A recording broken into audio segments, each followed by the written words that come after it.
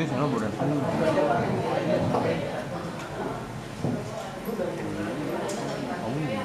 Oh, wis kan.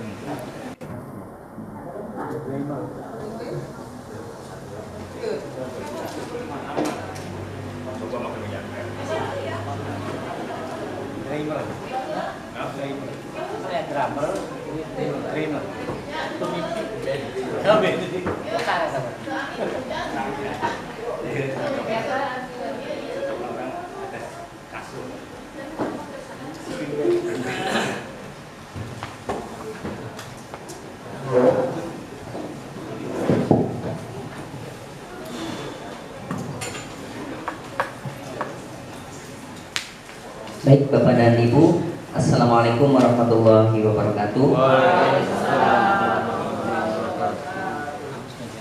Alhamdulillahirrabbilalamin. Allahumma sholli ala Sayyidina Muhammad wa ala ali Sayyidina Muhammad. Alhamdulillah Bapak dan Ibu, hari ini kita bisa silaturahim dan ketemu dengan orang-orang hebat yang sangat luar biasa nih Bapak dan Ibu. Apalagi di hari ini saya ketemu dengan guru saya, Pak Jumhari. Sehat ya Pak? Bisa. Guru saya Pak, waktu PPG kebetulan bareng. Nah ini guru saya Pak Jumhari.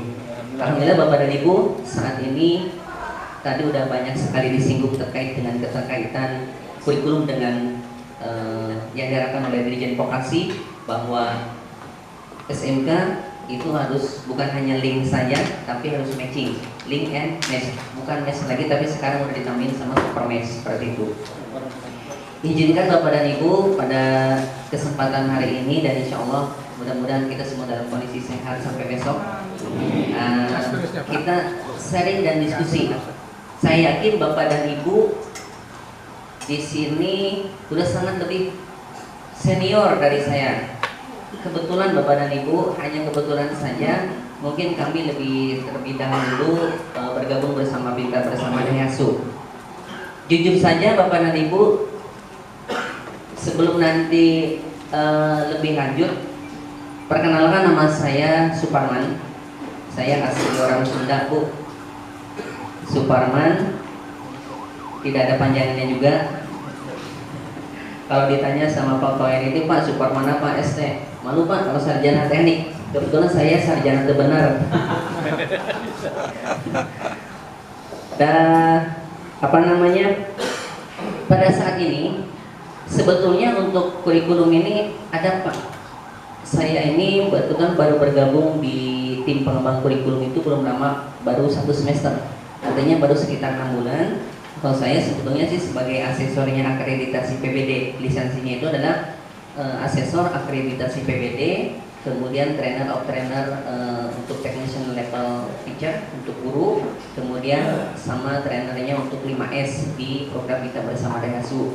Nah kebetulan karena tim pengembang kurikulumnya kekurangan, sehingga selama 6 bulan ini kebetulan saya ikut dengan rasanya. Mudah-mudahan nanti suatu saat di PIT yang ketiga Pak Fayat, mudah-mudahan nanti Pak Hazari bisa datang ke sini. Beliau ini adalah master atau semuanya pengembang kurikulum tim Astra Dayasu Motor yang menaungi di seluruh wilayah, baik itu Jabar, DKI, Banten, Jatim, Jateng, Sumatera, DIY sama Bali. Semuanya itu tim pengembangnya itu adalah Pak Hazari. Mudah-mudahan nanti bisa silaturahim sama Bapak dan Ibu. Baik Bapak dan Ibu, ini sedikit sebelum nanti kita akan bahas target kita untuk hari ini. Saya hanya ingin membuka wawasan kita terkait dengan kurikulum.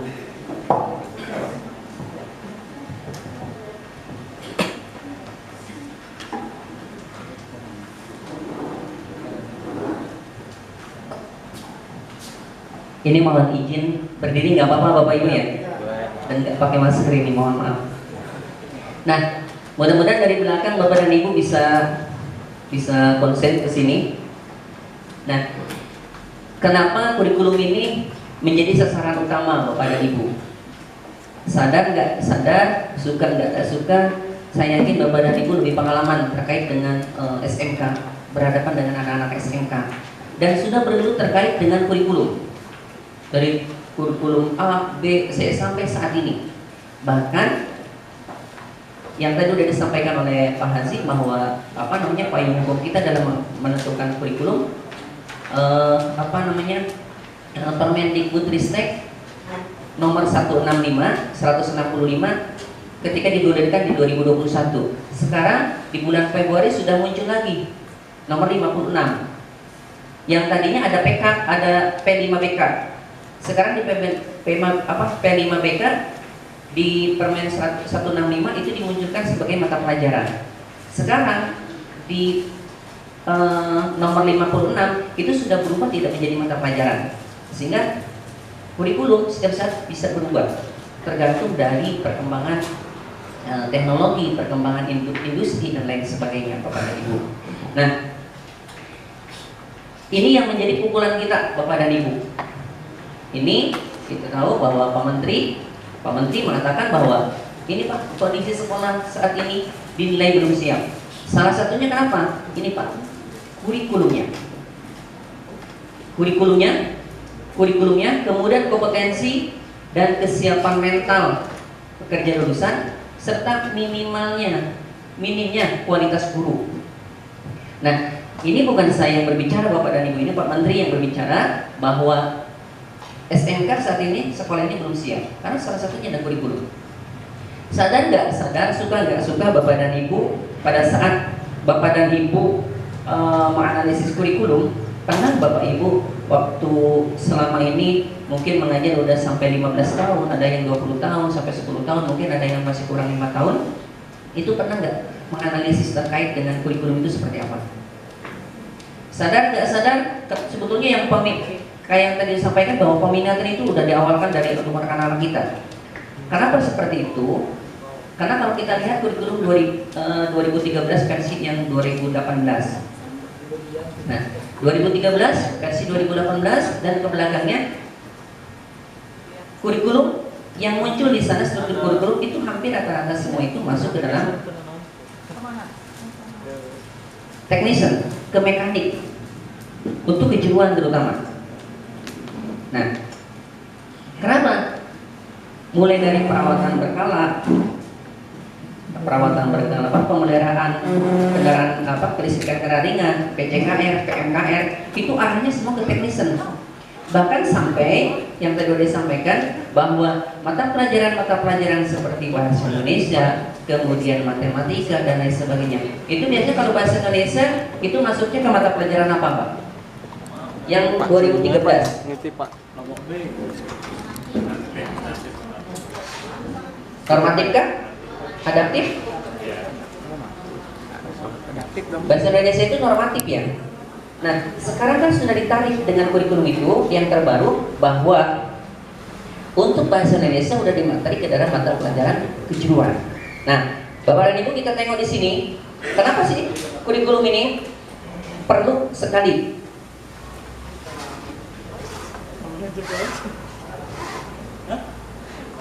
Nah, ini Bapak dan Ibu, sadar nggak sadar, suka nggak suka, Bapak dan Ibu, ini akan pasti kita alami sampai saat ini. Bahwa kurikulum paradigma baru ini sudah dilaksanakan hampir 2.500 sekolah penggerak SMKPK. Nah, nanti kurikulum paradigma ini akan diperluas penerapannya ke 2 sekolah penggerak. Nah, sampai saat ini Bapak dan Ibu, suka nggak suka, senang nggak senang juga, Bapak dan Ibu akan melaksanakan itu semua. Nah, sekarang ini apa sih dasarnya untuk melakukan pengembangan kurikulum, Bapak dan Ibu? Satu, ada 3 hal pokok ketika saat kita melakukan pengembangan kurikulum yang di sekolah. Kalau dulu mungkin namanya adalah KSP, sekarang sudah berubah menjadi KOS, kurikulum operasional sekolah, di mana kurikulum itu bisa kita kembangkan sendiri bersama tentunya dengan industri sebagai user kita. Jangan sampai pada saat kita mengembangkan kurikulum, tapi kita tidak didasarkan dengan kebutuhan dari customer kita. Nah, seperti itu.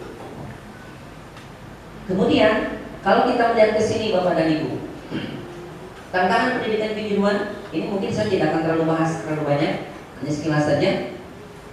Kemudian, nah ini Bapak dan Ibu,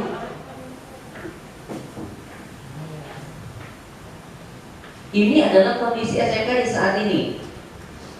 Kalau kita melihat di sini keinginan studi, dunia usaha dan dunia bisnis sebagai usaha kita. Ini pengennya ibaratkan buah apel Pak, tapi hasilnya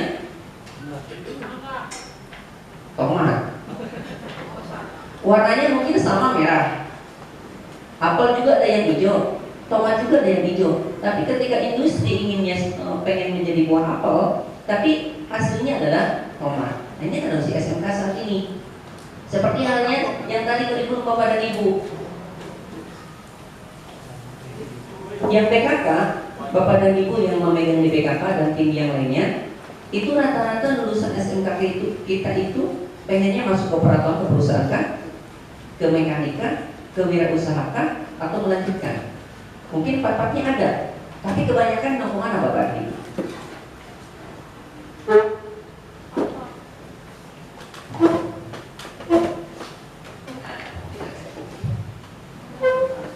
Bapak dan Ibu, anak-anak kita siswa kita banyaknya pengen kemana?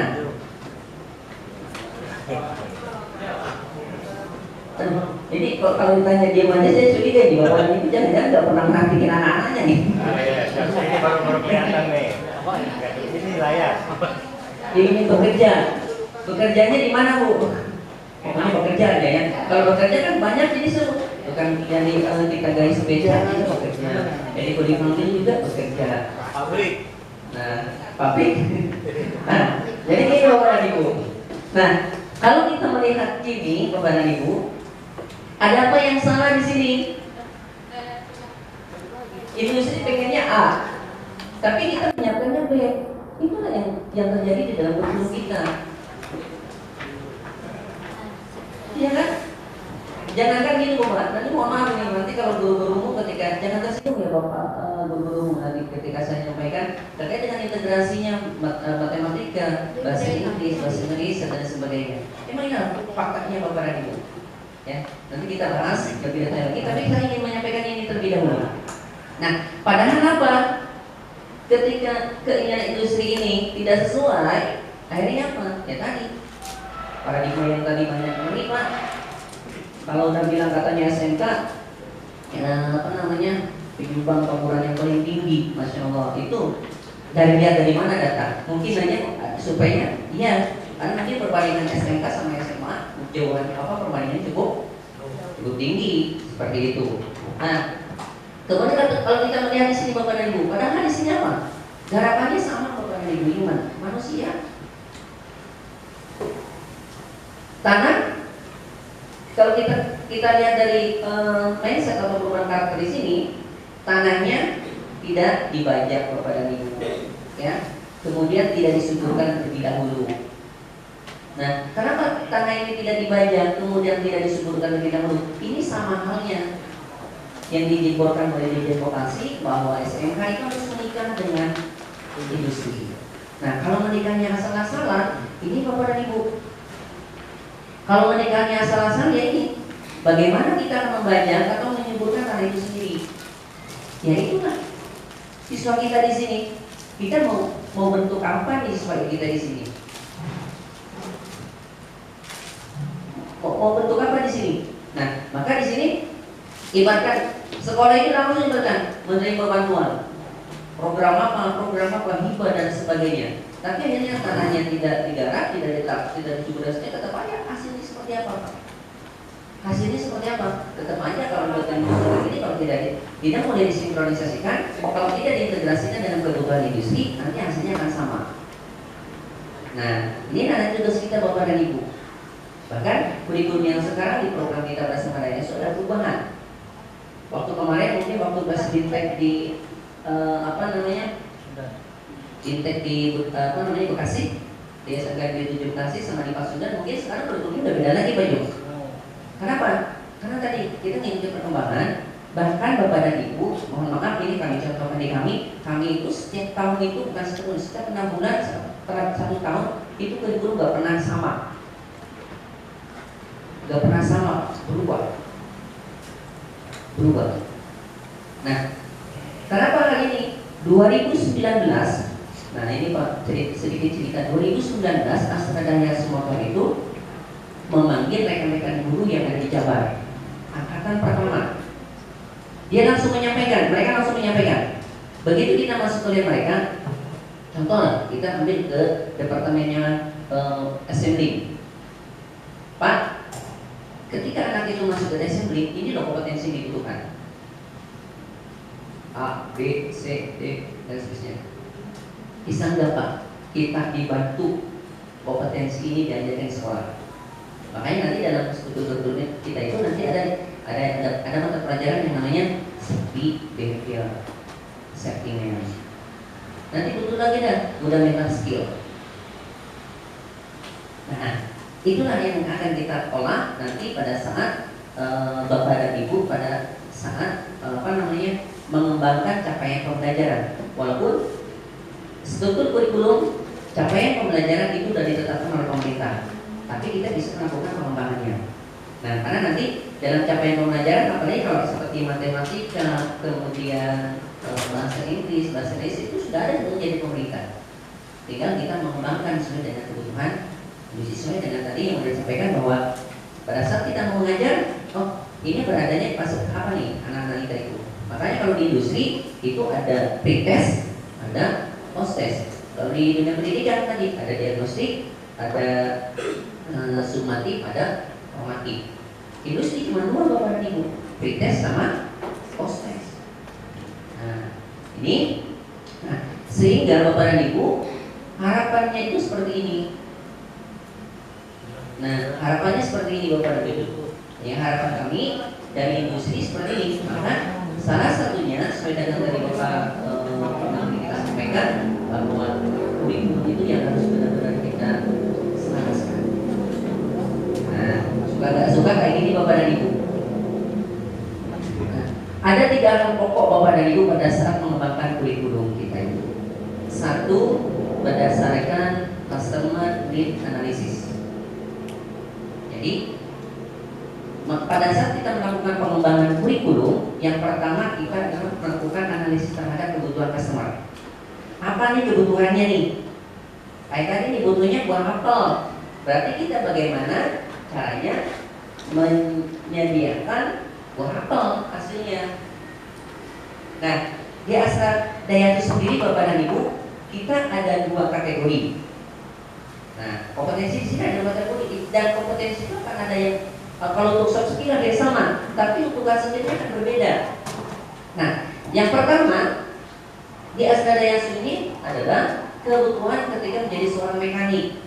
Nah, kompetensinya apa? Ini Pak, hard skillnya, ini soft skillnya. Contoh yang hard skillnya, basic basic operation, kemudian tool and measurement, product maintenance dan sebagainya. Tapi untuk soft skillnya, nah itu safety behavior dan lain sebagainya, SOP, 5S, komunikasi skill dan sebagainya. Nah, ini adalah dasar pada saat kita mau mengembangkan kurikulum kita. Termasuk nanti mungkin di BS, di Bina Sejahtera ini. Pada saat Bapak dan Ibu nanti menyusun sebuah kurikulum, nah Bapak harus maju. Salah satunya adalah berdasarkan customer need analysis itu. Apa nih kebutuhannya? Nah, ternyata di manufaktur kebutuhannya ini, di mekanik kebutuhannya ini, hard skillnya ini, soft skillnya ini, dan lain-lain semuanya. Nah, tetapi pada saat kebutuhan di manufaktur, nah ini yang berubah kepada Ibu. Kalau seperti tadi soft skill hampir sama, cuma ada pengembangan kayak Kaizen dan lain sebagainya. Tapi hard skillnya akan berbeda dengan kebutuhan seorang menjadi seorang mekanik. Nah, oleh karena itu kebutuhan-kebutuhan ini yang nanti akan kita masukkan ke dalam kurikulum kita, yang akan dimasukkan ke dalam capaian pembelajaran yang akan Bapak dan Ibu susun seperti itu. Sampai sini dulu deh Bapak dan Ibu, ada pertanyaan tidak? Itu yang pertama dulu. Yang customer need analysis. Nah, yang kedua, pada saat kita dasar mengembangkan kurikulum itu adalah customer need analysis yang bukan industri pasangan. Kayak tadi yang disampaikan oleh Pak Jumari, ketika anak ini tidak masuk ke bengkel resmi, nah apa nih kompetensi yang dibutuhkannya? seperti itu. Jangankan seperti itu Bapak dan Ibu, karena